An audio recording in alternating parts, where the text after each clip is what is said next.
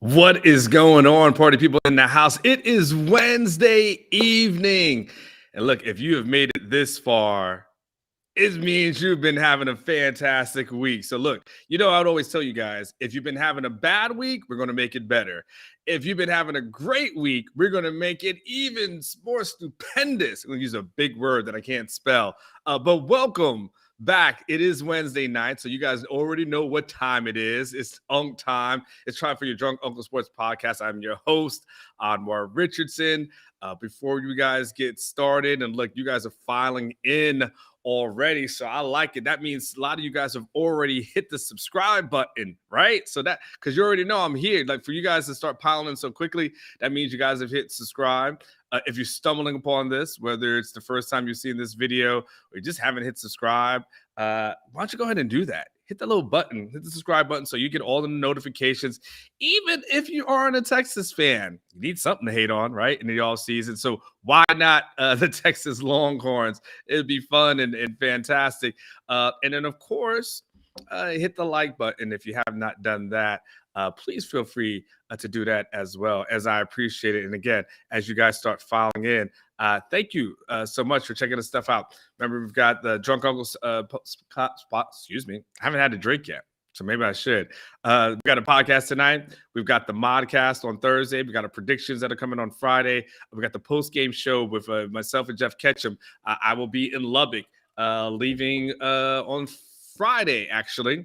We spent some time in Lubbock, and which could be my last trip down there, to be quite honest with you. We're about to find out. But hey, if Texas gets into the SEC in 2024, this could be the last time for a long time that Texas goes down to Texas Tech. So that should be fun. That should be very interesting. We have a lot to discuss. I know we're going to talk about the Marion Overshone and what happened there with the appeal, or what didn't happen there. We'll obviously touch on a lot of Texas topics as well. But, I always like to bring in some guests here. And then whenever I have guests in, I want to bring them in at the top of the show because the show runs really late. And so I want to make sure I get someone in there because, look, we got to figure out, we got to talk about Texas Tech, what's going on with this team and what's going on with this program, and learn a little bit more about that. So Unk made a call, or rather reached out to someone this week, very gracious to come on the show. He's very humble in his approach as he describes himself, but he does do a really good job over at Red Raider Sports. Justin Apodaca, did I say it correctly, from Red Raider Sports? Did I get you right? You did.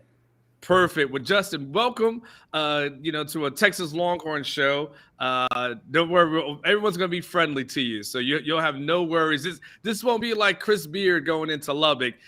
You'll get a little bit kinder treatment, I believe, from the guys here. So thank you for coming in. I appreciate you. Of course. Thank you for having me. Of course. So listen, not a problem. So look, Justin, Texas is getting ready to play Texas Tech, obviously, this upcoming weekend. Give us an idea a little bit for those who haven't followed Tech a little bit that closer this year. What's been going on over there in Lubbock? What's been going on with the Red Raiders, with Joey McGuire, the new coach, and what have you been seeing from them out of the first 3 games? Well, you're 2-1 coming into conference play, coming off of a tough loss in Raleigh this weekend.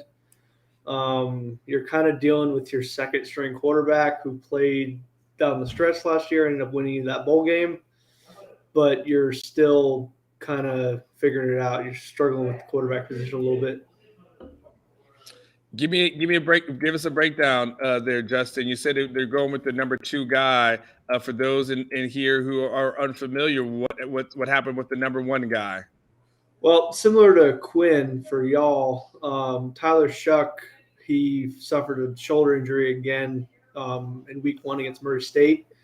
So ever since then, they've been rolling with Donovan Smith, and he came in the second quarter of the first game, played a couple quarters, and got it out of hand, and then came back next week, beat Houston, and this week kind of struggled on the road in Raleigh.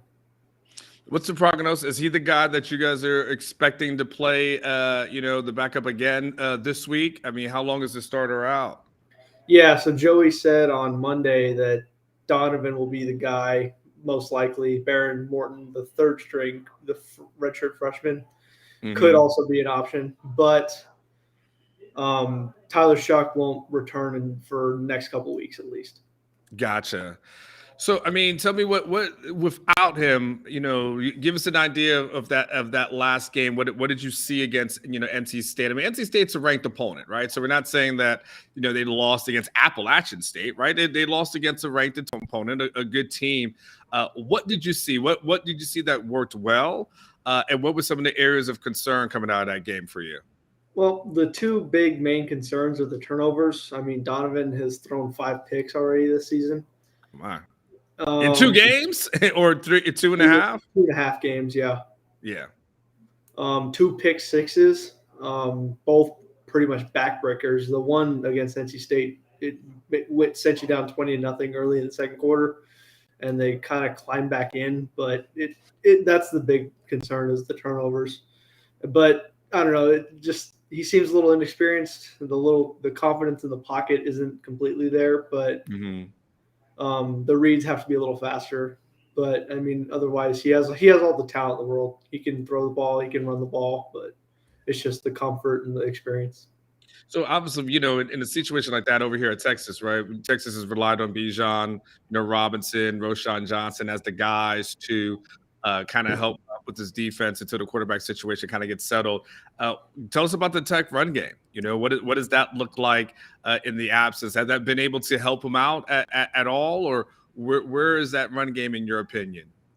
Well, you have 2 really, really good backs, in my opinion. You have 2 really big backs that both are over 220 pounds, in Sir Roderick Thompson and Taj Brooks. Taj is likely the better of the 2, but they both have their strengths and weaknesses. Taj is very good at getting open in space and just going downhill runner. So Roderick's more of a find your hole, get you 3-4 yards consistently type of guy. Both of them pretty solid. They both get used in the passing game, and they really are a relief for the quarterback position. Hey, Blake, there was a super chat question for Justin. We'll throw that up there. Eric Torres wants to know: does Justin throw tortillas? We need to know. That's a question for you right there. Well, I have in the past, but now I'm up in the box, so I can't be throwing tortillas from the press box. Tell us about how is it hard to sneak those tortillas in the building, or you just put it on your person, strap it on you somewhere, and then you just whip it out at some point? I personally have never done it myself, snuck them in, but I mean, from what I hear, you just kind of put it on your person and you just kind of get it in. They don't really. But you said you said you did throw it, right? Well, they had you get them. Somebody brings them in, you get them passed around. So not everybody brings a dozen situation. It's one person brings to the group. Yeah. Gotcha. What do they do with those tortillas when they're done? Do they like? I have no clue. That's not something that I know. They just feed them to someone. I just wonder if just I don't know if I'd eat them though. Maybe an animal that can eat it is what I'm thinking. Yeah. Not necessarily like handing it out to the homeless, but there's got to be some animals that you can feed that thing to. Okay, so let's talk about the defense as well, right? So, I know you're talking about as far as the run game is concerned, the quarterback is kind of a struggle. And so I would imagine the key for Texas Tech will be defensively, right? I mean, when you start thinking about this game, it's got to be a game where you expect more out of this defense to really stop that run. What have you seen out of the defense? Because again, I'm going off of scores, so you give me your insight. 27 points to NC State, obviously the 30 to 33 to Houston, but that was obviously in double overtime. What have you seen out of the defense so far? Well, I mean, just talking scores with NC State, the offense and special teams handed them 10.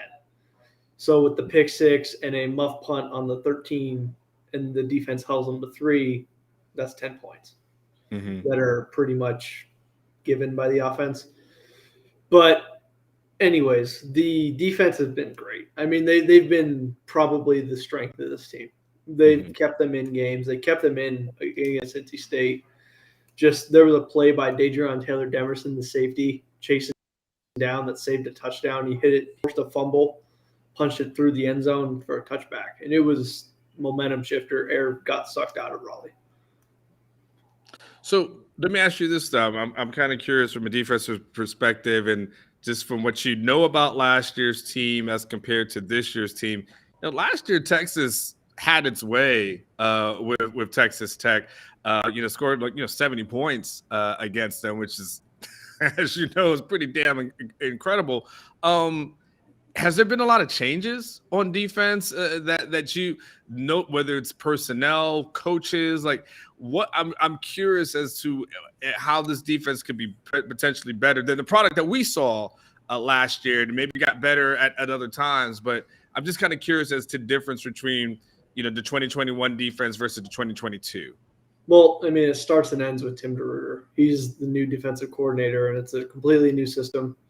They're running multiple fronts, so you have 3 down, you have 4 down, very multiple defense. But the big emergence has been for Tyree Wilson. Mm-hmm. Since the early last season, he had a breakout. He's kind of in the bowl game. He had multiple sacks, and he's turning into one of the premier defensive linemen in the conference.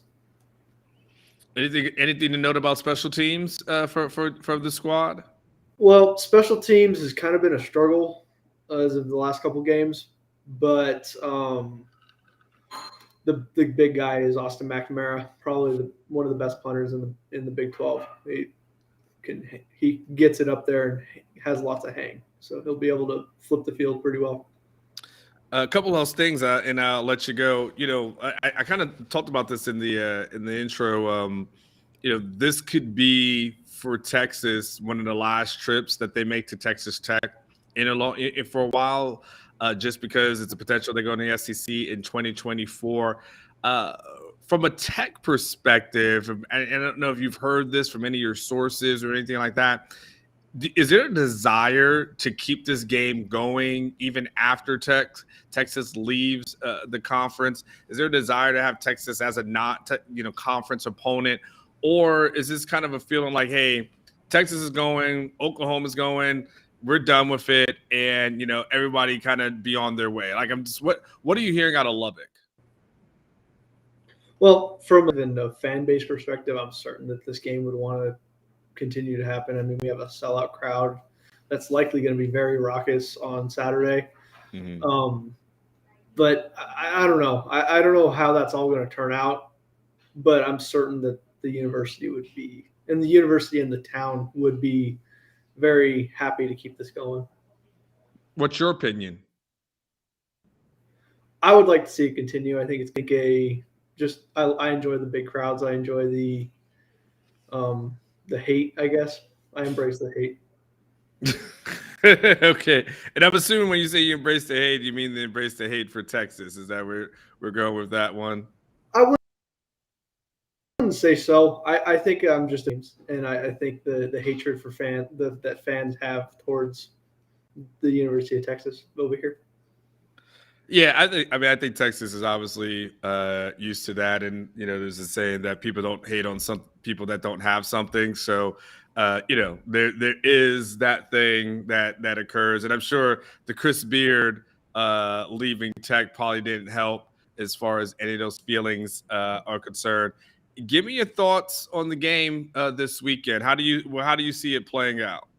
Well, as we've kind of discussed prior, I think that the Red Raider defense is going to try and make the Longhorns win through the air, and the Texas Tech secondary and the safeties have been playing pretty well. I'm kind of expecting a lower scoring game, kind of similar to the NC State game, maybe to where Tech kind of struggled offensively with their quarterback situation, facing a tough D line. And the Texas defense, that's just based off my research, pretty experienced. I'm thinking that we see like a 21-17, maybe a 28-21 type game. In favor of? I'd say Texas. I think that the Red Raiders have a chance, but I think they're going to need a break. I think they're going to need a turnover or something out of the ordinary to come out on top. Gotcha. Hey, Eddie, Jess, I do appreciate you coming on. Any final thoughts before I let you go? Anything else, you want to feel like you need to communicate? Not really. The only other thing is the offensive line for Tech. Mhm. They've been kind of struggling so far. That's kind of a key to the game, in my opinion, is how well they can hold up. And if they can hold up and give the offense a chance, then Tech might have a chance in this game. Gotcha. Justin Apodaca from Red Raider Sports. I do appreciate you joining me there. I guess I'll see you in the press box on Saturday afternoon. You'll be there? Will do. All right, brother. I will see you. Thank you for joining, Justin. Thank you so much. Justin Apodaca from Red Raider Sports was a guest of ours. Yeah, 21-17. Now that's a score that I don't see happening. That's I think Justin was really cool, but 21 points. Yeah, that's a tough one. I think if Texas goes on the road and they only drop 21 points, I think that ends up being a huge disappointment for Texas fans, right? I mean, that becomes a thing where you're talking about only 3 scores when this team has actually been able to have some success against every other team, really not named Alabama. It really was having success against Bama, obviously, before the Quinn Ewers injury. But yeah, to me, when I start thinking about this game this weekend, the thing that stands out, what Justin was talking about, and we start talking about the turnovers from the quarterback. When he said 5 interceptions, 2 pick sixes, that's in 2.5 quarters. That is really that's a lot.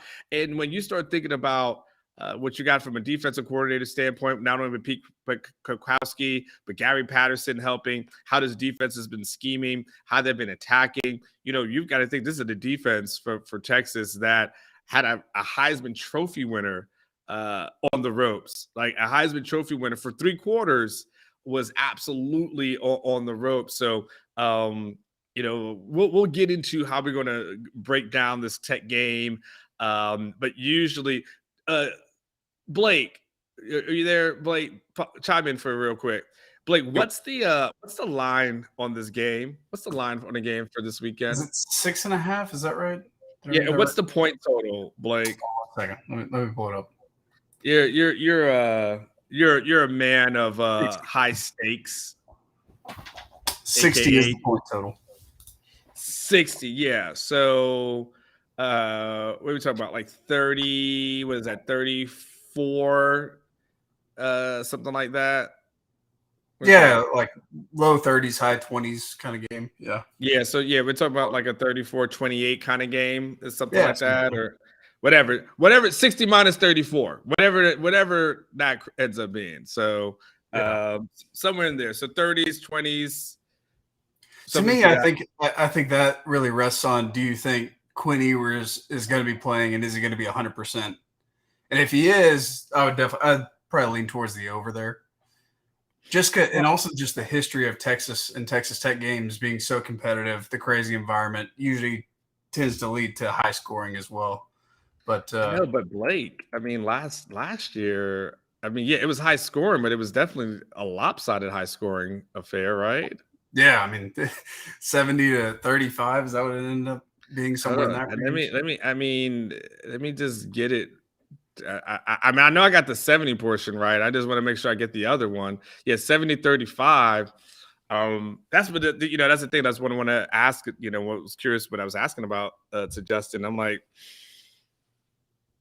this team, they give up 70 points. Like you're gonna, like, I don't know how a team gives up 70 and holds Texas to 21 the next year.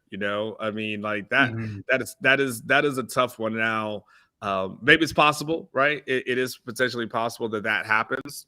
But yeah, I don't know. We'll get into that one. But you're telling me a backup quarterback is somehow going to be able to keep this thing close, and maybe no matter what we think about Hudson Card, he's not turning the ball over, right? I mean, that's fair to say. He's not turning the ball over.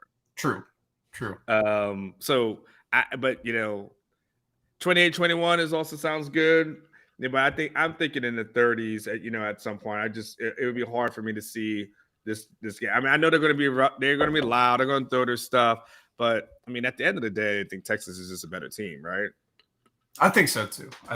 I'm on board with everything you said, especially if Quinn plays. I feel really confident about this game.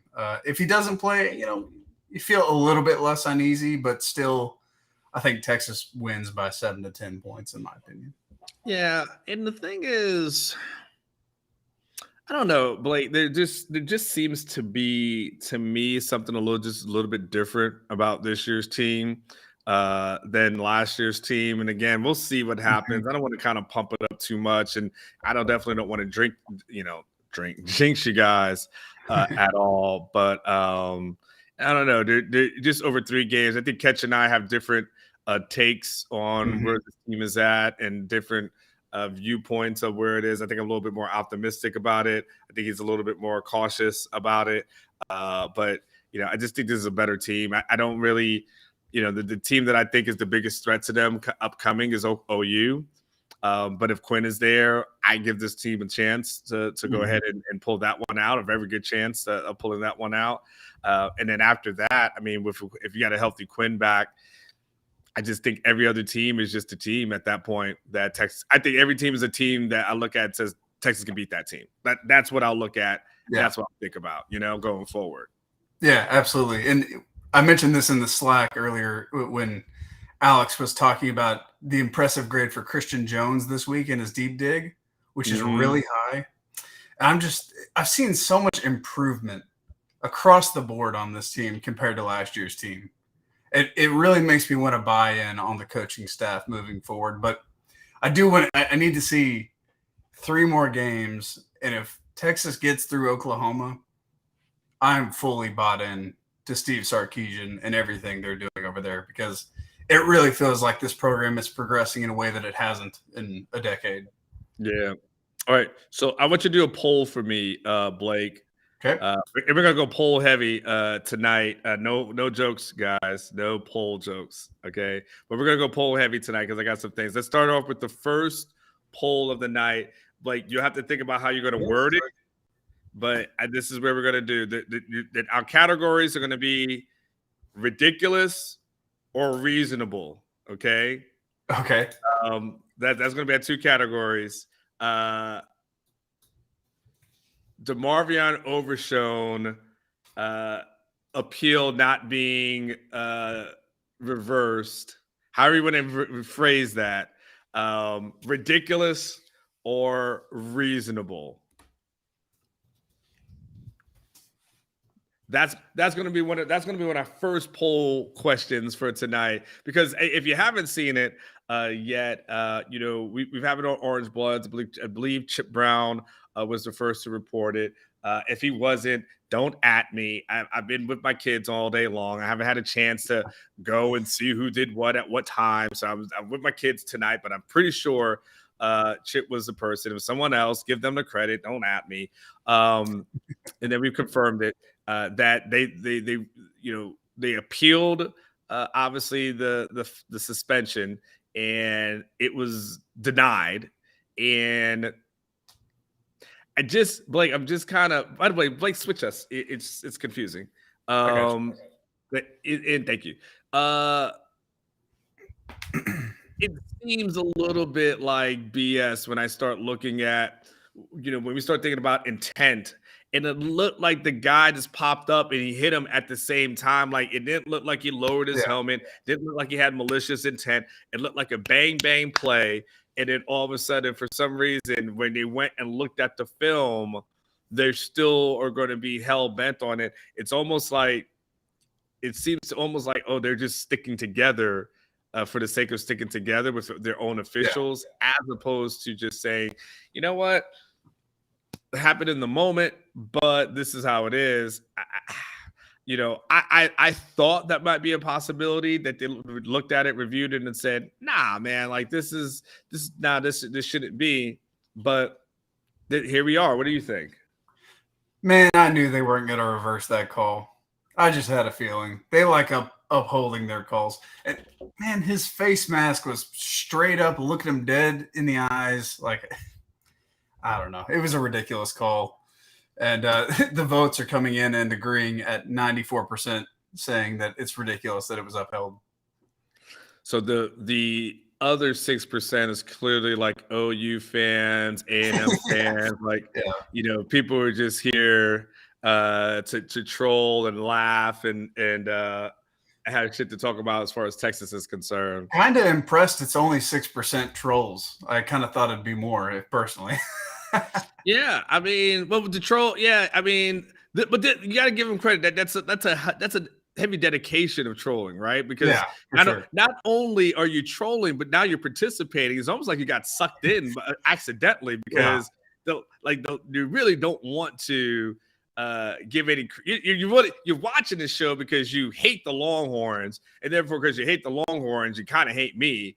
As being a person that covers the team, and then you kind of get sucked in because you're like, man, yeah, they're it's reasonable, and it's like now you have to actually continue watching the show. Congratulations, you played yourself. Hey, we love it. Yeah, subscribe to the channel, trolls. Absolutely, thank you. Hey, trolls, but some people hit me up this week, and they're like, man, they DM me, and I love it. I'll be honest, I get a lot of encouraging people who always DM me, and they're like, man, I know the haters are coming at you, ... And I was like, man, at the end of the day, man, the haters pay the bills too. So it's okay. It's the haters pay the bills. So I don't mind that OU fans troll or A&M fans troll or anything like that, because at the end of the day, the views are the views, and the haters help as well. So definitely doing that. Darwin has got a question that's here. Which linebacker steps in the first half? That'll be Diamante Tucker. Dorsey will be the guy that steps in the first half. Sarkisian talked about that on Monday. It was interesting when Sarkisian talked about it because he said, like, we've got some guys that we can basically fill in for the first half. He didn't pound a table as far as how excited he was about having to have somebody else fill in. Like, he just wasn't like, oh man, we're good, next man up. He seemed a little like, we'll work it out, we'll figure it out. Now look, it could be Sarkisian playing coy to a certain degree. I think that the media is starting to learn a little bit different parts of Sarkisian as far as when he speaks and what is he. Is he telling you what he wants you to know? Is he telling you? Is he keeping state secrets because he doesn't want things to be revealed? Like, there's certain things about Sarkisian as far as his personality is concerned that I think everyone's kind of learning in real time as it is. So, but yeah, Diamante will be the guy. Get a good opportunity for him against Tech, which again, at the end of the day, we'll see. I'm not convinced this is a really good team, to be quite honest with you. So, we'll see what that entails. But, again, if you got a quarterback who's struggling the way this quarterback is, and I don't think this is a team that's going to look like that team last year that every time a backup quarterback played against them, it was like career day for that backup quarterback. It was, and I don't think it's going to be like that this year. I don't foresee that. Out of this team, I see kind of a different mojo, a different vibe, a different kind of defense. And so because of that, I think Tucker Dorsey ends up being, I think he'll be fine when he fills in for that role. He gets by the first half. Good opportunity for him for playing time. And then he kind of goes from there. Okay, so Blake, get ready.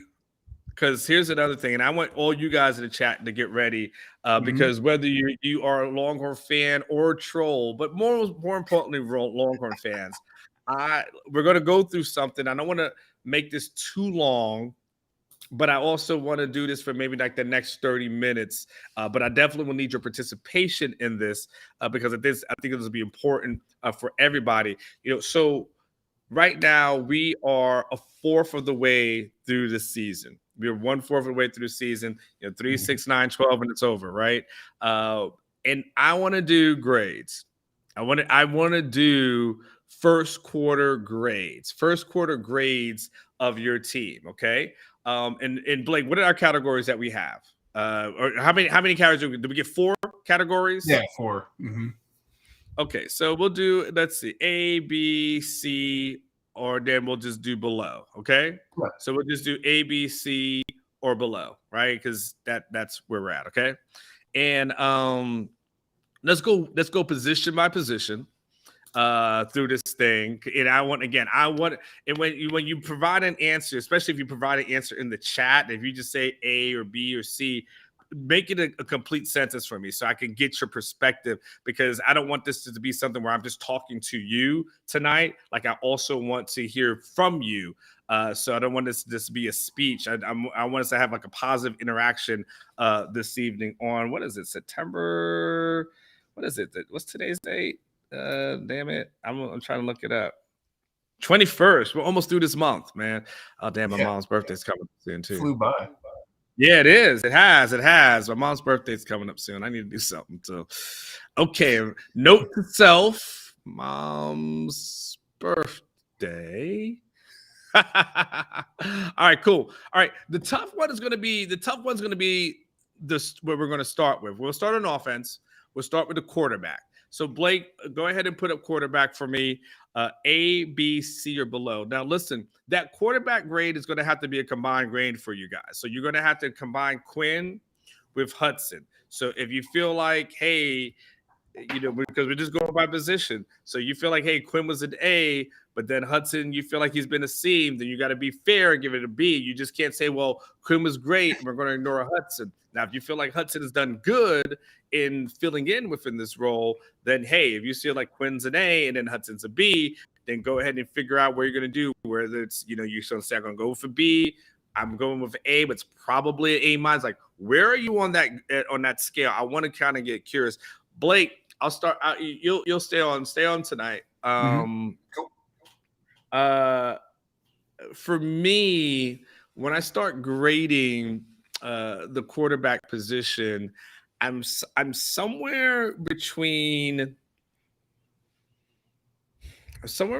A minus and a B plus. That's right. Maybe if I can be at the lowest, but I'm somewhere in there.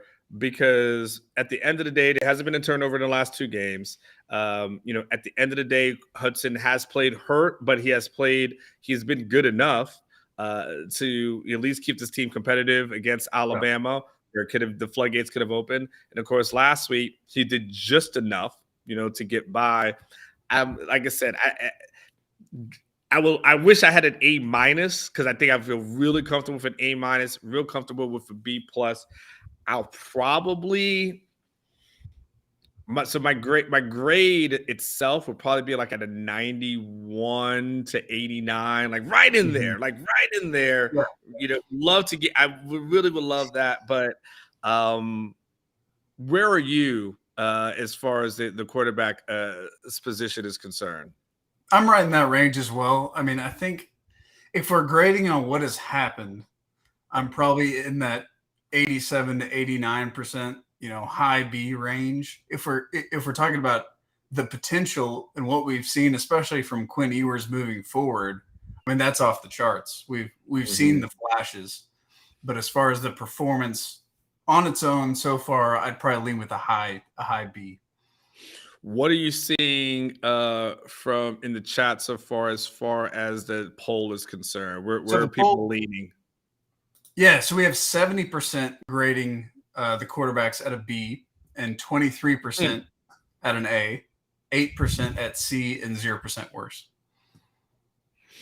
I think that's fair. And the only reason I think the B grade would be fair in this instance is just because Hudson's not as good as Quinn. And so I think, because of that, disparity right there, then I could see that. Like, I could see the B, coming in, right there. That would actually be fair. If we go to another position group, does that one that everyone's voting on, is that one done, or does that stay in the chat? Like, what happens? Yeah, we'll close that one and then start a new one. Okay. This one I think is going to be easy. We'll be running backs. I think this one will be the easiest one out of all of them. Running backs, we won't spend much time on this. I'll be shocked if anyone goes anything, C or anything crazy like that. But let's go running backs for you guys. Let's go Bijan. Let's go Roshan. Keelan Robinson. From what you've been seeing from the running backs, I mean, again, we have to grade. And so this is the good part about this grade is I really feel like this is an easy grade for all of us, right? I mean, it's if you're putting anything other than close, A, right?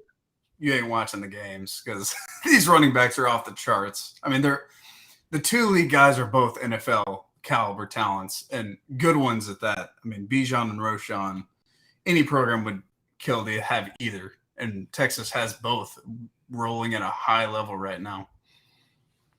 Yeah. Interesting. Drew says something. He goes, B, because against Bama they were bad. Do you feel like the running backs were bad against Bama? I mean, I wouldn't say they were off the charts great, but I also wouldn't say they were bad. I mean, I feel hard to dock anybody just because of the Bama game, though that's what we're analyzing here with the first quarter of the season is the Bama game. So I can see, and there's 24% so far voting B, so there are some people who think there's room to improve a little bit, but I think the running backs have been spectacular so far. I mean, let me go back to the box score here for that Bama game. Let me pull this up. Let me see what these numbers were because, maybe I got so caught up in the game itself being close that I missed something. Bijan, okay, so Bijan rushed 21 times for 63 yards. Roschon rushed 5 times for 18 yards. But Bijan, okay, this is where it gets interesting. Bijan had 3 receptions for 73 yards against Bama. So you're talking about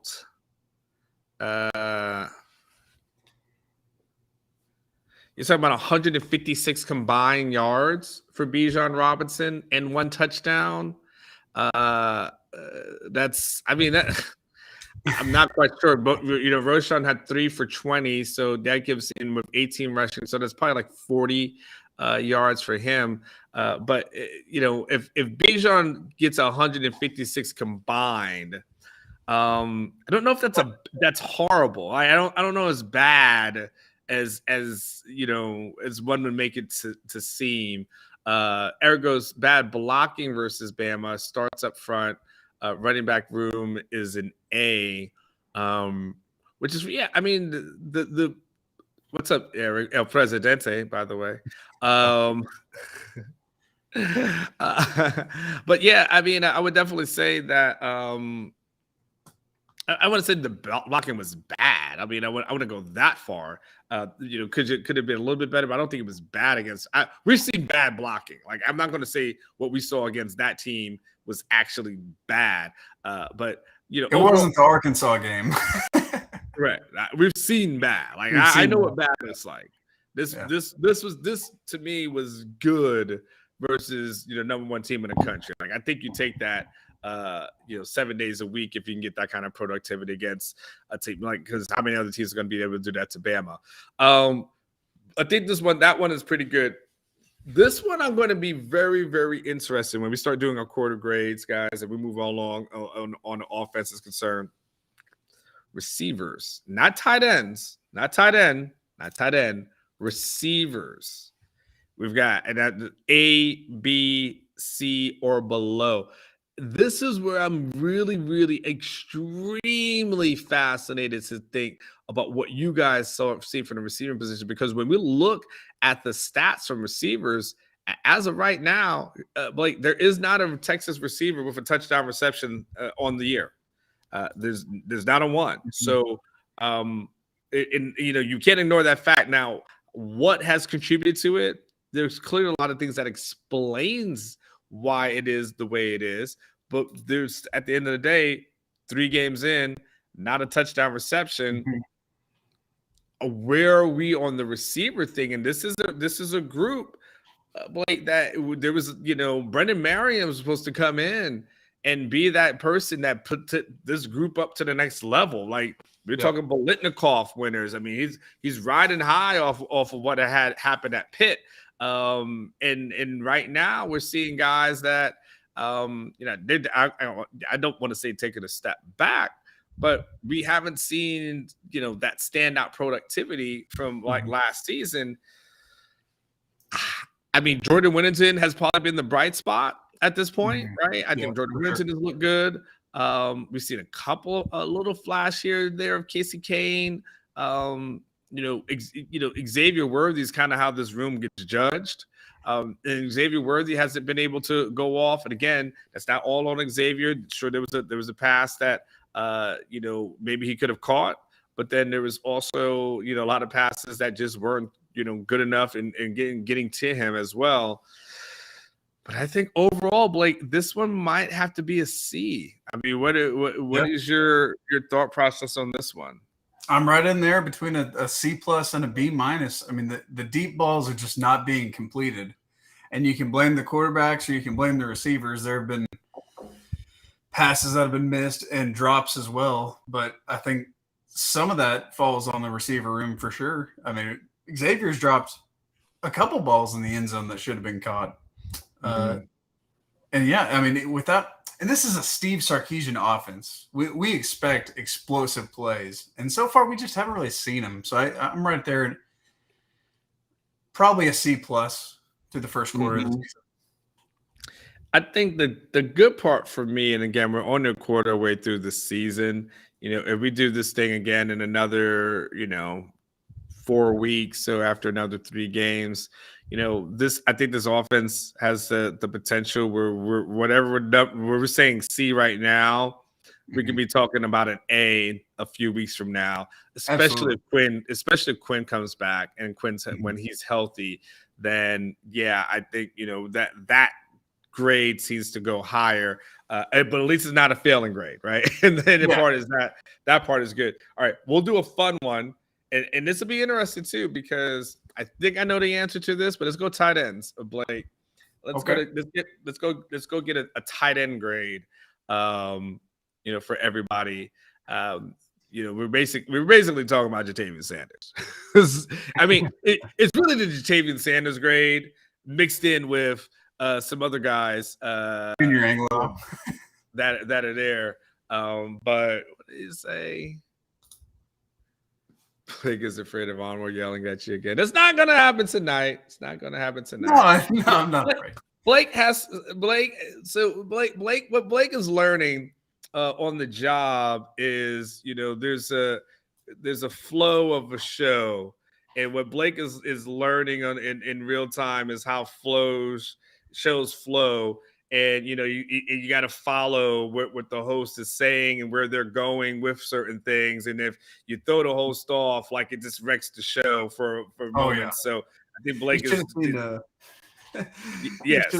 Last night we had so the chat stopped working momentarily for Catch, and so I contacted the Restream folks to help us. They have a little need help button down here, and they got our chat working again. But then they kept sending us messages like, "Oh, are you happy with our response?" And it was throwing Catch off every time. It popped up on the screen real bright.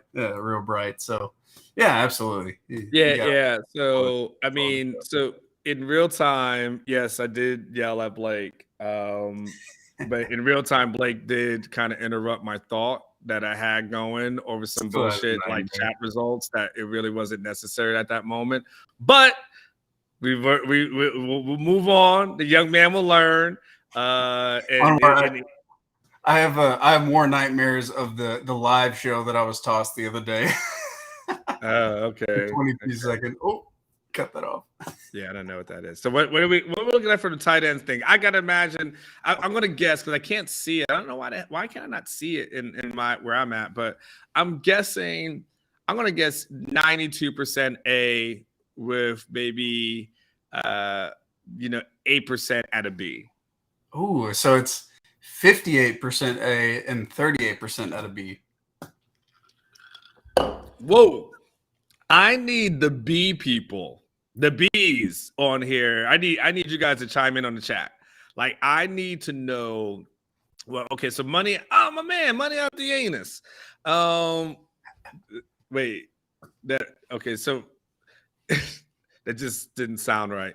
I'm sorry. That didn't sound right. But yes, one of our good posters on here who goes by the nickname of Money Out the Anus. He goes, I'll say B plus again for the tight ends. Always room for improvement, but this will definitely be an A grade before the season, end of the season. We just haven't seen enough games from this offense yet. Well, I mean, here's the thing. I mean, I hear what you're saying, Money, but then at that point, you can say that about every single position, right? If you say you haven't seen enough, then you can't grade any position, Money, at an A grade. And that's an interesting one. Nate says it's a B because of Carr. Drew's like B, not enough utilization, and Sanders has missed some blocks. Again, I got to go back and look at I got to look at Alex's grades and see what's going on with that. But I thought there would be more people who thought Jatavian Sanders. This is a surprise for me. I love hearing his grades, by the way. This is why one of the reasons I want to do a kind of show like this. Again, talking to you, I'll do that next week, right? But this time I want to kind of hear from you guys, just because I want to get some feedback on some stuff. Eric should just be able to drop a $50 like super chat and then be able to come on and give his own take. Yeah, right? yeah, Send absolutely. him a link. Send him a link. We should do like a $50 to $100 super chat. If you drop that, you get to just come on the show and be a guest. Yeah, 5 minutes on the show with the host. Not a bad idea. Just came up with it. Yeah, I'm definitely going to do that. And what's up, Richard? What's up, Richard? How are you, man? I got your text, Richard, by the way. I got your text. I was with the kids. We were doing my son does his basketball training on Wednesday nights in Georgetown. So great. Hey, if you guys need, if your kid, son or daughter plays basketball and you need a really good trainer to work with them on their skills, and you live in the Austin area and aren't afraid to go to Georgetown, contact me. I've got the dude who will help your kid get handles. I'm talking about, and I've been a bunch of different people around this area. If you need someone to work with your kid, contact me, Onward at Orangebloods.com. I'm not going to promise you any kind of discounts or anything like that. I don't get any kickbacks, but I'm just saying this guy is absolutely amazing. So then there's that. Super chat. I'm in El Presidencia in Drunk Show live. Hey, good enough. Go get Eric. Email me right now, Anwar at Orangebloods.com. Email me right now, Anwar at Orangebloods.com. We'll get you on the show for 5 minutes. So hit me up, ANWAR at Orangebloods.com. I'll make sure I check my emails right now. I'm going to pull up my Gmail. And don't do anything crazy, man. Don't be like naked or something. Make it weird and shit like that. We're going to screen you, okay? Don't. We ain't letting you on if you do that. No. We'll never let you back on if you do anything crazy like that. So, but yeah, I just came up with this great idea. So I'm waiting for you, Eric. Onward, and have some decent lighting and stuff like that. So, okay, that's interesting with that. All right, this one, let's go offensive line. I'm curious to see what you guys think from the offensive line perspective. You got to give this offensive line a grade a quarter of the way through the season, which is crazy to think about, but really 3 games constitutes a quarter. From offensive line, you got to give this offensive line a grade. Are we at an A, B, C, or below? Let's talk about that for a second. I know the offensive line, has given up a couple of sacks. But it's interesting to me because some of it is on Hudson as far as the sacks are concerned, not getting rid of the ball. There's certain things you can't always just blame the offensive line. But him not getting rid of the ball, sometimes him not trusting what he sees, holding on to the ball too long. Those things, I think, contribute to the sacks. Whereas if he was just getting rid of the ball in time, I don't think he would have as much of a problem or as much as issues. They're great. As people pointing out in the chat, great from a run blocking perspective. Don't think they're that bad from a pass protection. I mean, they look so much better than he did last year. Like so freaking much better than last year. Catch and I did the video this week on Kelvin Banks and what his impact has been in on the offensive line.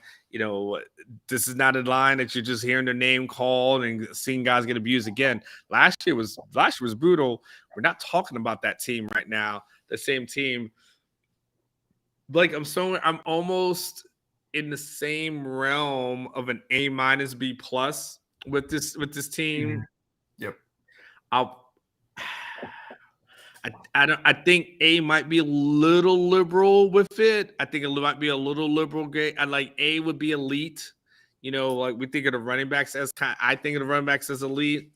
I think of this offensive line as really, really good. I'm probably in like a B area. I could it take a little bit to talk me into anything higher than that than an A, but I think I'm in that B area. Where are you at as far as this is concerned? I mean, if you're grading on improvement, it's an A+ off the charts from what we saw last year. But as far as performance goes, I'd put them at a B to a B+. They've been really good. They've been better than we expected going into this year, especially from what we saw last year. So I want to give them the benefit of the doubt, B+. And I think they have A potential as they grow. They're still so young with Hudson, and maybe we'll see Campbell at guard at some point, and all these other freshmen. Obviously, we have Banks holding it down at left tackle. Christian Jones is playing out of his mind. Last game, a great big grade. So I'd say B+. That's absolutely an F. What's the poll reflecting as far as that is concerned? 57% B and 34% A.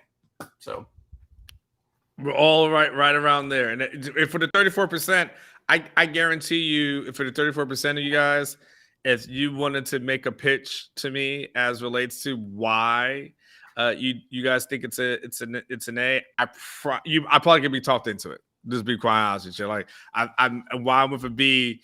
If you gave me a good convincing argument, I could probably go, you're right. But Darwin, you are correct too. No matter what, if we're talking about the biggest grades, Kyle Flood definitely would get an A for me. Like, A+ for me. Absolutely. Just being able to transition that offensive line, what he was able to do, like I'm beyond impressed, right? I mean, beyond impressed with Kyle Flood. The transition is it. I said this before when I was talking to Catch. I said, man, whatever they're paying him, you can pay that dude even more. Like there's not a check that you can write for him. I think that's too small. And I don't represent Kyle Flood. I mean, now look, Kyle, if you get a bump and you want to hook up your boy, like, hey, I'll give you my Venmo for Kyle. Like, I'll give you my Venmo, brown paper bag, like whatever it is. Like, if you want to hook up your boy and say, like, man, I appreciate this guy always saying I deserve a raise. Like, I'm gonna break him up. Like, you want to give me like a tip for always saying that? Feel free. That'd be a hell of a business too, wouldn't it? Just be a reporter like that just pumped up people and got kickbacks and stuff. I wonder there's someone in a market somewhere. There's got to be someone somewhere that is grimy like that in some city. I don't know where. There's got to be somebody though. You can't put anything past anyone. But Kyle Flood's been amazing.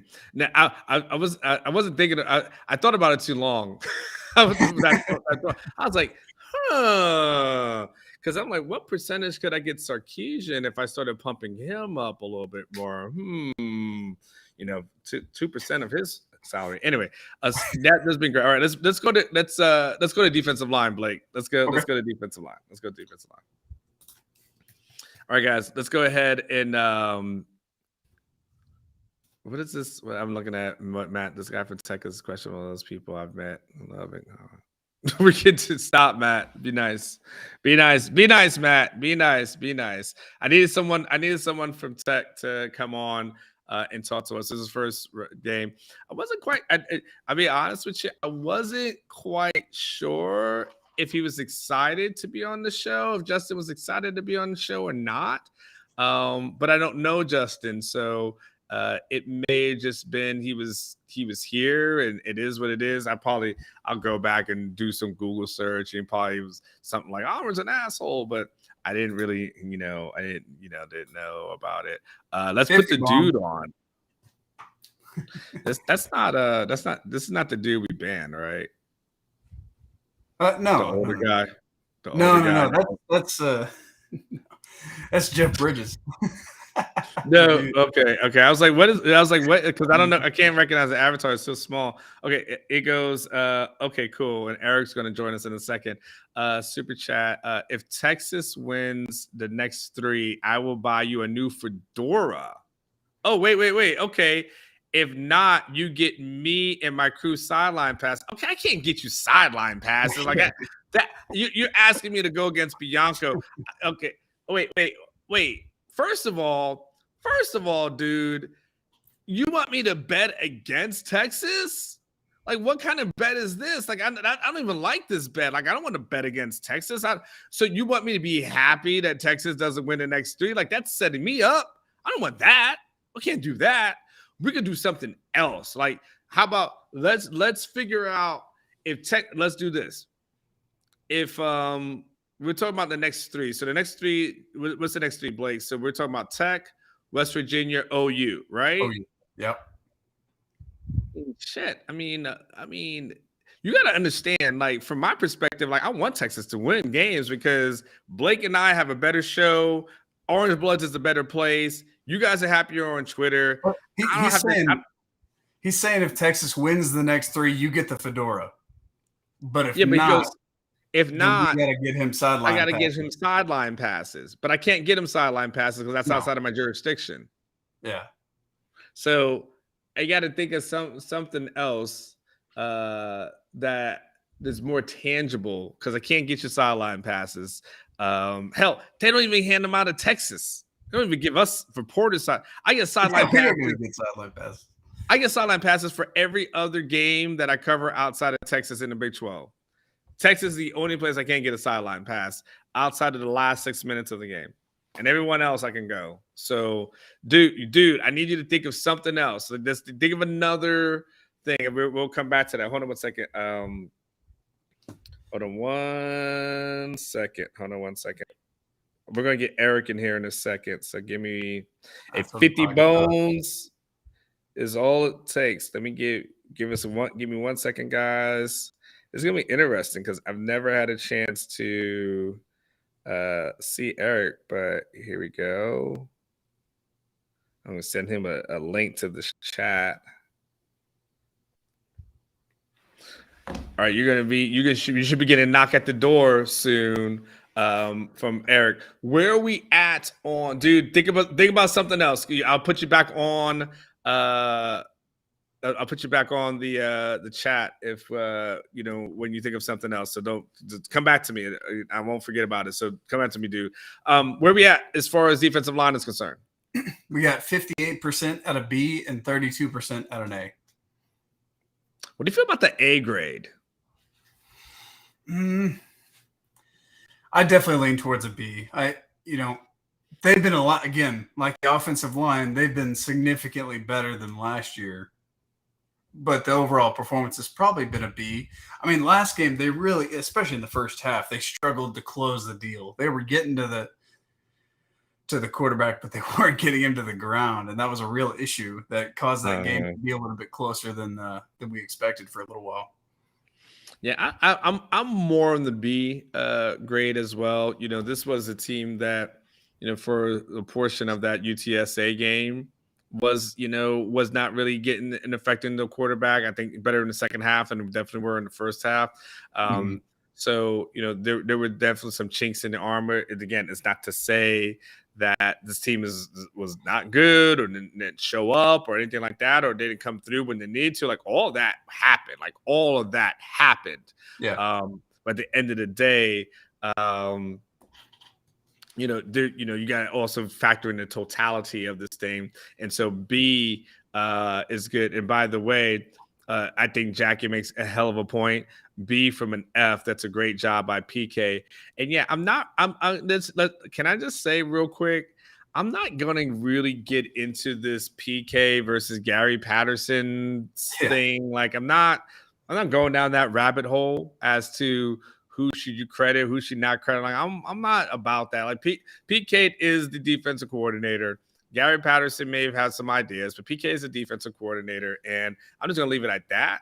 And I have all due respect for Gary Patterson, but I guarantee you Gary Patterson has all due respect for the process and making sure the guys who are in charge get the credit. So let's go there. Wait for Eric to join us, by the way. I sent him the link. Let me make sure I did. Let's do linebackers as I'm waiting for Eric to capitalize on his stuff, and I'm waiting for Dude to come back with another portion of the bet that I will pay on. Anything other than the sideline passes. I don't got that kind of juice. Let's do linebackers. A, B, C, or we'll go below. Where we at for you guys who are hanging in on it here? We've been on here for an hour already. The time is flying by, but we're almost getting to the 10. Yeah, I really does. That was a quick hour. Yeah, we really blinked and it was done. And which is interesting because I was like, man, I'm not quite sure how much energy and juice I got for tonight, but here we are. But linebackers, so we're talking about DeMarvion Overshown, we're talking about Jalen Ford, the emergence, of him and what he's been able to do. There's been a lot of other guys who've been able to, rotate into that position. Blake, I'll toss this one to you. Okay. Your thoughts on the linebacker position as we still kind of again, I want you guys to vote on it, but I want to hear some of the stuff and of course the bullshit call on the Marvion and bullshit call and more bullshit on the appeal not going through. What do you got on the linebackers? What you got? I'm gonna agree with the chat here who is saying 68% out of B. I think it's a solid B. No better, no worse. They've been really good. I mean, Demo has been really good. Jalen Ford, couple plays here and there that weren't so great, but overall, he's been solid. I really like what we've seen from that group. I think they've grown a lot since last year. I mean, the defense as a whole is just not breaking. They're bending a little bit here and there, but they're not breaking, and the linebackers are a core piece of that. Yeah. No, I would tend to, agree with everything you're saying. Like I said, it's a solid B for me as far as the linebackers are concerned. It's crazy that we'll do DBs in a second. I'm going to lump the cornerbacks and the safeties in there as well when we do the DBs, but in 1 second. But what's interesting about this, guys, and this is where I think you should be encouraged. This is where I think you should really, really be encouraged as Texas fans. And I think you should be really worried if you're a troll from another program. If we would have done this after 3 games last season, I guarantee you the grades would have been tremendously horrific. I mean, on all of them, every single one, it would have probably been below average, just to be quite honest with you. Like everyone, the highest grade we would have probably seen would be a C, and then everything else would be right now. We're talking about A's and B's essentially for this program, like A's and B's for this program. For those of you who have had questions about, what's Steve Sarkisian and what is he doing and where is this program headed? You think about a program, like I said, it would have been C's and D's and potentially F's to A and B. And we're talking about, and a lot of this is high B's. There's a few solid B's. We haven't even gotten to a B- portion. Now, when we talk about special teams, that will be interesting. That might be the only one where you guys are like, that ain't nice. But where are we at? Let's go back to the vote. Where are we at, Blake? 67% B, and then pretty evenly split between A and C beyond that. 67% B. Okay. This one, let's do DBs. Let's just lump them in. So we're gonna do cornerbacks and safeties, in there as well. Cornerbacks and safeties, again, fine, great against Louisiana Monroe in the home opener. Fine and really good against Alabama. A little bit more, but definitely more of a struggle bus versus UTSA, which was incredibly surprising, at least in the first half. we saw some breakdowns and some missed coverage, and it took a while for these DBs to catch up to them. From DB perspective, and then look, in everything, you got to take goods and bads, right? You got to take a pick six, but you got to take mixed tackles, as well. Like, you got to take it all in to come into your overall grade. What ends up being your overall grade, Longhorn fans, for this portion of it? When we start talking about DBs, we're talking about the Jahdae Barrons, Anthony Cooks of the world. We're talking about Jaron Thompson in the backfield. Like, all these guys, Ryan Rotz, all these guys, like, where are you as far as the DBs are concerned? I look at it, Blake, and I'm at a B for them. Mm-hmm. I don't know if I need to go up or down. I'm probably going to stay straight B at that point. I can't necessarily go A, but I'm definitely going to go B at this moment. What do you got? Yeah, I'm also thinking of B, probably lower end on the B spectrum for defensive backs, and that's what the poll is saying as well, with 68% of the vote at B and 20% at C. And by the way, El Presidente has arrived. If we would like to go ahead and bring him in. Yeah. All right. Let's do one last thing. Let everyone vote on special teams. Special teams. Let's do it. Let's do special teams, and then as they're voting on special teams, we're going to talk to El Presidente. So go ahead and put the last poll in, Blake, for special teams, and then we'll come back to them, because I'm really curious what you guys think, because you can't ignore there's some struggles on special teams. Like, that hasn't been a horrible thing, but it seems to be in every week we're talking about some aspect of special teams that needs to be tightened up. We had the snap hold kick, problem for a couple of straight weeks. I'm just curious, like, where are you guys at from a special teams perspective? And now you got to bring in my man, E.T., a.k.a. El Presidente. What is going on, El Presidente? Oh, nice crib. You like that? That's sick. Yeah. That's what I'm talking about. We've got the shit, look at this. The crazy thing is, that was my wife's idea, that she wanted to go with the 5 TV setup on everything. And wait. So what? Okay, we got a bunch of a lot going on here. Soccer games. Is it a basketball game that's going on in the background as well? No, that's another soccer volleyball. Game. We got the Texas volleyball game. We got the volleyball game, little Pac-12 action in the bottom right-hand corner. We kind of just got it streaming all tonight. You are an avid gambler, is what it looks like. I don't know if you saw my tweet. I did take y'all's advice off of last Thursday's show. I don't know if Catch gave you your cut of it, but I sent in a super chat of $100. I heard, Presidente, I heard about this. Are you willing to?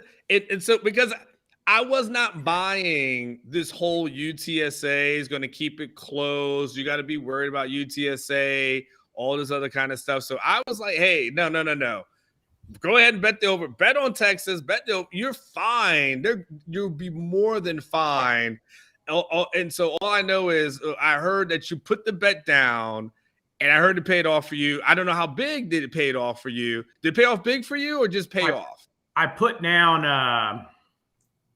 I sent you in a tweet. I sent you the picture of it. I think I put down 4,000. I risked 4,000 and won 3,300-ish because it was 12.5.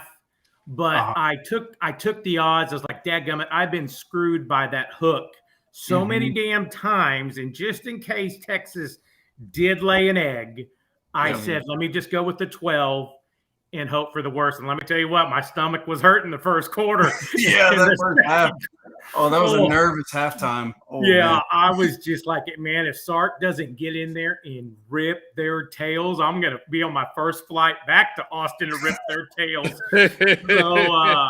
But you know what? It all worked out. I was there for a little business, little fun on Saturday. I stayed at I don't know if you've been to the Circa Sports Hotel. Yeah. It is the ultimate place to watch college football with That's the giant sports bar by the pool, right? Yeah, that's awesome. Yeah, and we were inside, and we didn't move from 8 a.m. till halftime of the late games on the West Coast because we bet all of them. So, Nice. It was – I'm a degenerate. It is what it is. Nice. Are we all? Well, no, just you two. So don't let me into y'all shit. Hey, prize picks, though. Okay, so listen, look, this is awesome. Like, there's no show. Let's just be clear. There's no show out there that has fans come in and participate live. There's no YouTube thing that's out there. So this is awesome. I'm enjoying this. I'm really pumped up. All right, so El Presidente, you're in the house, okay? You're clearly a long-time Longhorn fan. I am curious from a fan's perspective. Are you excited about what you're seeing? Like, are you excited about your Longhorn team this year? Are you excited? Are you more juiced up now than ever before? Is it just kind of like as a wait and see? You got some PTSD? Like, where are you on your excitement meter? And when the hell are you inviting us all over to the crib? Is the other thing I want to know. Well, remember you were in town for the media, and I tried to get you into the Big 12 Media Day, and I tried to get you in the suite, but you weren't looking at your emails that night. I missed it. I totally missed it.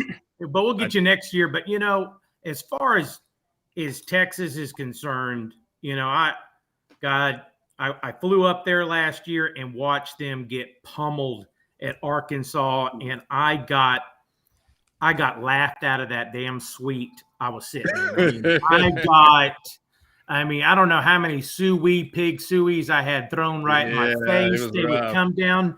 They would come down to our seat and do, horns down right in front of our seat. And from last year's gut punch to this year, and if I don't know if y'all remember, I went all in and said 11-2, which you came back with on Monday's Over the Reaction, and you're starting to feel that 11-2 kind of feeling right now. Mm-hmm. And for me, this is the most important game of the year. I have maintained that. If you can survive Lubbuck in that shithole of a town for 4 hours, because it's nuts. They're nuts. They hate us. We really don't care about them. Embrace the hate, which is what Coach is saying. But if you can survive that, you can dadgum go on a nice little run right here. And I feel real good. Again, it comes down to the offense and defensive line for me. As a former teacher and coach before I left, and now I'm in real estate, you win up front. And I think we're playing better up front. Going back to what your grades were earlier, I think we're playing about B on the offensive line. I think our center and guard, a little struggle there, but hey, they're kids. You're gonna have struggle. And then our defensive line, I was reading Alex's, his report this week, and I was just like, that Alabama game, they were twisting, they were moving, they were all over the place. And then this UTSA game, it was like, okay, guys, where did all this go? It was just like, okay, we're going to line up in base, and that should be enough to beat y'all. So it kind of surprised me on that. But, sky's the limit. A little worried about that real tall cornerback out there. He's starting to struggle a little bit. Ryan Watts. Mr. Watts. That's 2 weeks in a row. He could have ended the Alabama game for us on that sack off the corner. But again, players have to make plays at the end of the day. You can coach them up all day long, but if players don't make plays, it don't matter. But like I said, I'm still backing. I will go all in with Armour on this 11-2 and not worry about it. And our biggest games is it's Saturday. I don't care what anybody says. Yeah, we got the Red River. Yeah, we got some other things. We don't win in Lubbock. This thing can snowball quickly. We know how it snowballed quickly around here in the past before, but you've got to beat a very, very average Texas Tech team. And I lost money, on those assholes too. I thought they would cover the 7 points out there, and they didn't show up with it all. So here's what we know. We know El Presidente is living his best life right now. You never know who's listening or watching. People think sports fans all live in the basements with their moms, and it's like, no, El Presidente has got like his own suite and wing at the house, and his mother-in-law suite and stuff. So it's not like that. So, all right, El Presidente, give me one final thought, and before we let you go, I love talking to you. Give me your one final thought. Give me your prediction for this weekend. Your guy, you got a hot streak, right? You lost it on Texas Tech, but you won on Texas. So go ahead and give me a prediction for this week, and give me a game prediction and give me a score prediction, El Presidente. It's always tough playing out there. Thank God we're playing at 2:30 instead of 7 o'clock, where those West Texas drunks have all day to get ready. So I feel better about that, but make no doubt about it. That head coach, the former high school head football coach, I forgot his name is slipping me right now. Joey McGuire. I coached against Joey McGuire. I was at Arlington Martin. He was at Cedar Hill. He will. This is their Alamo. He will have them ready. This is their draw on this thing. Just like last week, it is going to be one of those type of games. But I feel like it's going to be a little bit tighter. You know how it is out there in West Texas. You don't know what you're going to get with the swirling winds. Are you going to smell cow shit all day? You do not know what you're going to get out there. But I'm thinking like 24, 21-ish. It's going to be close. It's going to be close. I don't even know what the spread is yet. I haven't got that far down the road. 6.5. 6.5. Mm-hmm. Oh, can I tease it down with something else? I mean, the total is 60, so you're thinking under. I'm thinking it's going to be tight. I feel like Tech plays a pretty good brand of. I think that's more their strength this year. That offensive coordinator from Western Kentucky that they brought in, I do not think he's got it clicking yet. Year one of a new regime. But give me 24-21 Texas in a squeaker. Again, got to stay healthy. I hope they don't play Quinn. I hope we can give Quinn one more week. I'm not the coach. I just, weird things have happened out there. Quinn's going to be the key to all this. We just need the bus driver to get us to the final part. El Presidente, thank you for joining. Thank you for contributing. Thank you for always being so supportive. I love you. I appreciate you. Next time, what I'll do is hit me up again. I'll give you my number directly. So next time I come into town, I won't have to worry about checking DMs and all that other type of stuff. So email me. I hope you have my stuff, but I'll give you my number so you won't have to worry about it. All right? Sounds good, guys. Hook 'em. All right, hey, El Presidente, you're a Texas fan. You got to sign up with your Hook 'em. There you go. Thank you.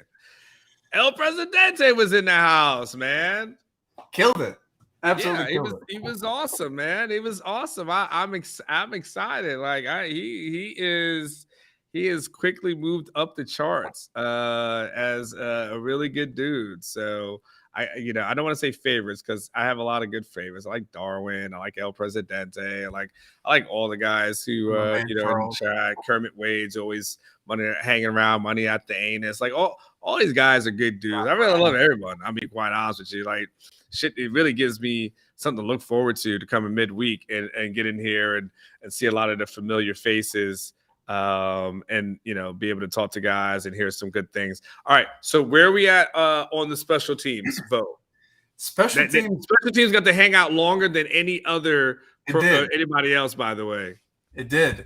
So it's pretty solid in its reaction here, which is 61% B and 25% C. So leaning more towards a B than a C, which I thought was interesting. Yeah, where are we at from? Is there what's the percentage of an A? 12%. Which I don't know what they're watching. The punter has been great, so maybe it's it's all on the punter. But yeah, but they didn't get the punter for in week 1 though. So I mean, like that the punter's only been recent like this. So there's that as well. So there's been a lot of change and replacement.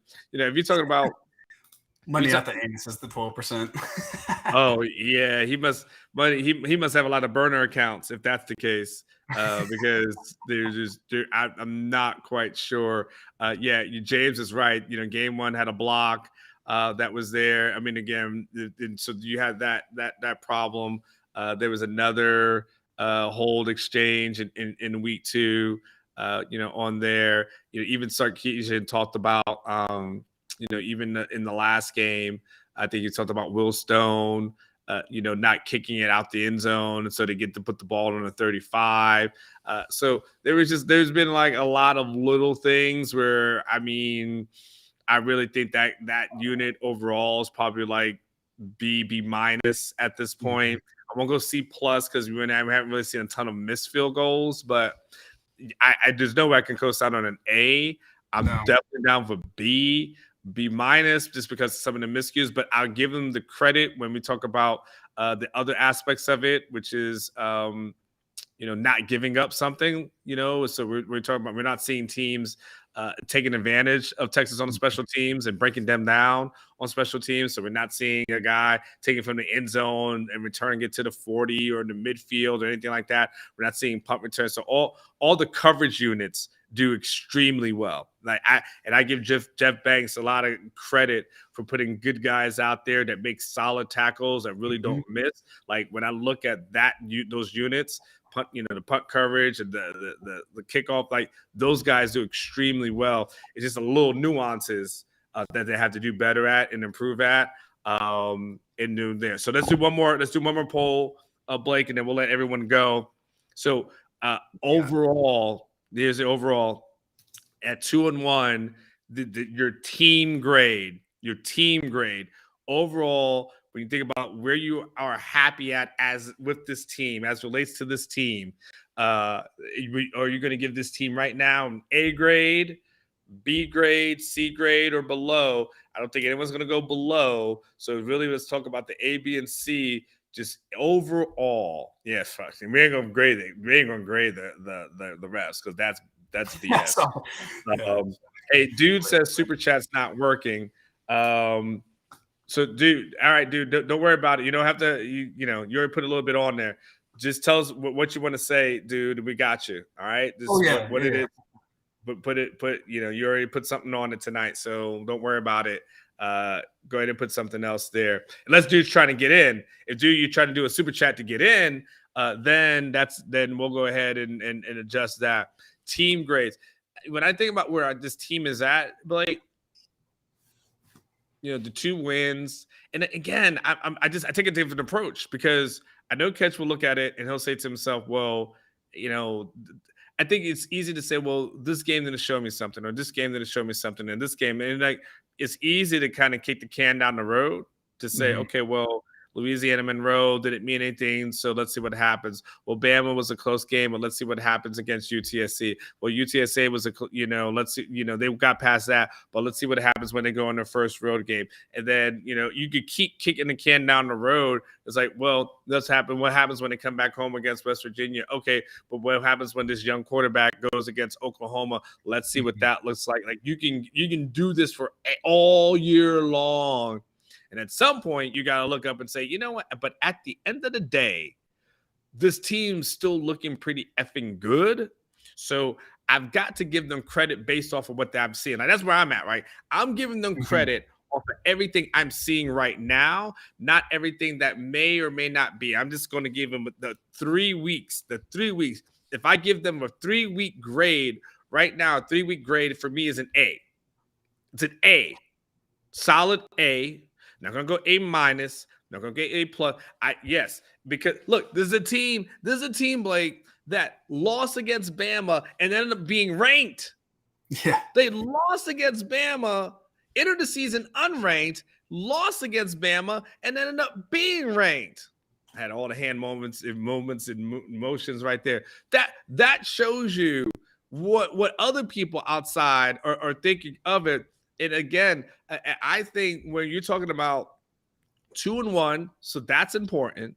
The 2 wins were, one was dominating, one was getting their head out of their ass, and the third game was a loss, but again, good competitive loss. And again, I know close on the counts and horseshoes and grand. I get it. You're old. I'm old. I've heard this shit before. But when we started talking about what this team is like, it's hard for me to go much below an A. And again, there's little nuances. And again, even with Hudson as the guy, okay, yeah, Hudson wasn't the guy that that really won you the game versus UTSA. It was Bijan, but you had Bijan. Can't ignore that. Can't ignore what he was able to do. So for right now, today, I give this team an A grade, and then we'll see what happens versus UTSA and everything else down the line. But right now, for me, it's an A. I want everyone else vote. Blake, what do you got? Yeah, so it's interesting because the grade right now is 73% voting for B and 24% for A. Now, I tend to lean towards your assessment, and I agree with Darwin here. I think he makes a great point that against expectations, which we were talking about a 7 or 8 win team coming into this season and how they've exceeded that, damn near beat Alabama. I'd be right there at an A- probably. I mean, it's a clear 8+ if let's say Ryan Watts makes that sack and they beat Alabama. I mean, that would be off the charts. Sure. It didn't happen, but I'll keep it at an A-. Yeah. It's interesting. And look, here's the thing. Still coming into last year, I don't know if people would even give it a B grade.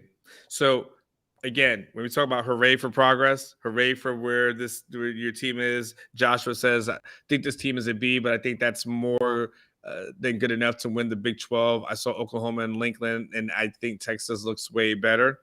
Look, I don't know. I'm done with doubting OU. Like they always find a freaking way to have a decent team. Even though last year it all didn't work out for them at the end. Sorry for cursing, but I feel like I count OU out, and something happens with those guys. I see why you guys get frustrated with them so much. The fan base is also really annoying.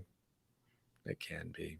I'll give them, so we'll see what happens against them. And I would love to say Dylan Gabriel ain't nothing and he ain't shit and all that kind of stuff, but yeah, I feel like every time you say that about an OU quarterback, that all that person does is end up just being pretty damn good. So I'm done with that game. We'll see what happens with OU. We got a couple more weeks before we get to Dallas. But listen, I still Southern Tex man. Yes, I understand what you're saying, and I believe you probably speak for all Texas fans that say, no matter what time it is right now. Yes, you all feel the same exact way about those Sooners. Listen, at the end of the day, first of all, this is fun. Second of all, listen, if we're talking about if we are debating right now in an A grade versus a B grade for Texas, hello, that's good. That's great for a first quarter kind of report card. That's a lot of progress from a first quarter report card. That should have you excited. That should have you happy. That should have you looking forward to the next quarter, seeing what happens in the next 6 games, and then seeing what building off of that going forward. This team seems to have again, I'm going to keep going back to it. You get past the next couple of games and you get Quinn Ewers healthy. I think everything's on the table at that point. You just got to get past the next couple of games. And if you do that, hey, I'm not going to count this team out. I've seen enough. They showed me how they stood tall against Alabama. I don't need to see anything else going forward for me to I don't think that's a fluke. There aren't too many people that have a fluky, strong performance against Alabama. Like that doesn't happen. A fluky performance against North Carolina. One guy did it. Was Calzada last year. Was the one guy that's had the fluke game. Who's that? Said again, who? The A&M quarterback from last year is the one guy. Yeah, but they also won that game though. That was crazy.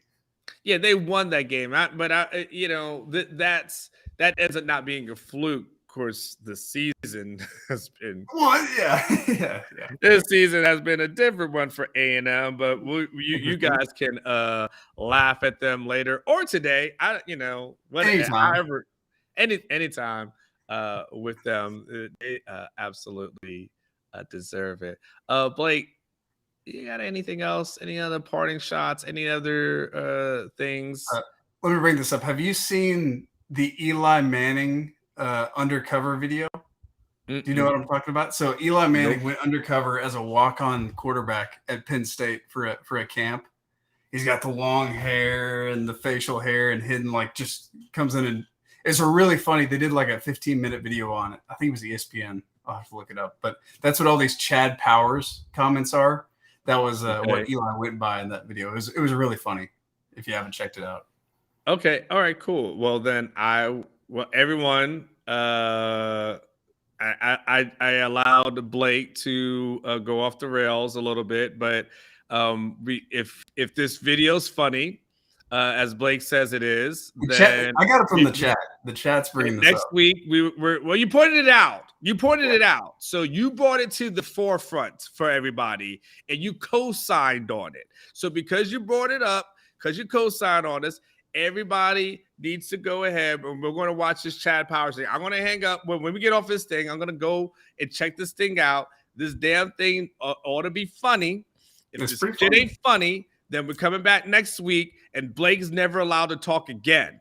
That's what the stakes are, right? The dude. What happened to the dude? By the way, the dude. Whatever the bet is, I need you to do this. If you've hung out for a little bit, the dude, I haven't seen your stuff. I know you try to get back to the super chat. Email me, Anwar, ANWAR, at orangebloods.com, and make sure you whatever it was that whatever our little bet that is, let's work it out on off air. We'll come back next week and be able to do it.